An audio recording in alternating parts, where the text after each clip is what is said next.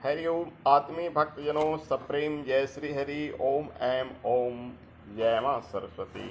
आज नाग पंचमी के पावन अवसर पर हम आप सभी को हार्दिक शुभकामना देते हुए नागदेव की संक्षिप्त कथा पर प्रकाश डालते हैं और नाग पंचमी क्यों और कैसे कब से मनाया जाता है इस पर संक्षिप्त प्रकाश डालते हैं। आप अगर नए होंगे तो इसे सब्सक्राइब कीजिएगा और अधिक से अधिक शेयर कीजिएगा ताकि प्रभु की अहेतुकी कृपा आप पर बनी रहे और जीवन भर नाग का भय न रहे। हमारे हिंदू संस्कृति में सब पूजे जाते हैं, देवी देवता नाग किन्नर यक्ष भूत प्रेत सब पूजे जाते हैं। ऐसा संस्कृति शायद ही पूरी दुनिया में कहीं मिलेगी।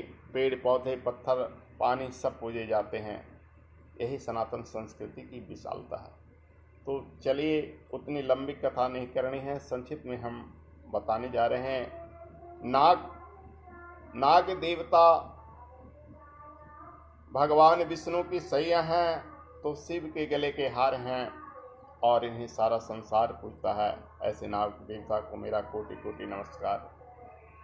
नाग पंचमी उस वक्त से मनाया जाता है जब से राजा परीक्षित को नाग काटा था और उनके पुत्र जनमेजय ने नाग यज्ञ किया था और संपूर्ण नागों को स्वाहा स्वाहा करके खींचकर अपनी मंत्र बल से यज्ञ कुंड में स्वाहा कर दिया, यानी आहुति डाला।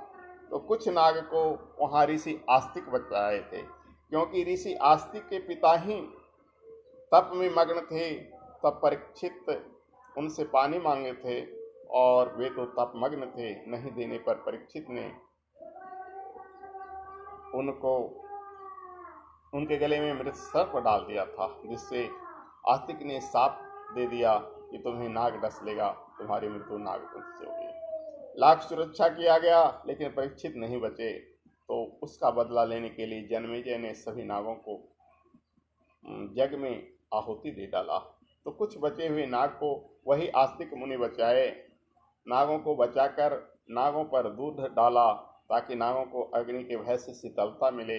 इसीलिए नाग पंचमी मनाई जाती है और नाग देवता को दूध पिलाई जाती है, क्योंकि आस्तिक मुनि ने ही नागों की रक्षा की और नागों को उस हवन कुंड से निकाला और उसे दूध देकर उसकी अग्नि संताप को हरा।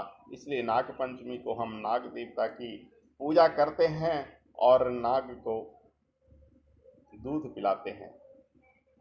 कहा जाता है कि एक कथा इस प्रकार से मिलती है कि काली धन भगवान श्री कृष्ण का जब क्रीड़ा खेल के दरमियान उनका कंदुक यानी गेंद चला गया जमुना जी में, तो उन्होंने कालिया नाग को नाथा था और उस वक्त से ही नाग की पूजा प्रारंभ होती है। कुछ कथा इस प्रकार की भी आती है।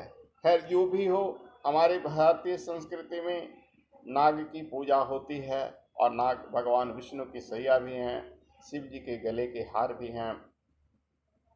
इसलिए नाग हमेशा पूजे जाते हैं और नाग से डरना भी नहीं चाहिए, क्योंकि हमारे शास्त्रकारों ने लिखा है,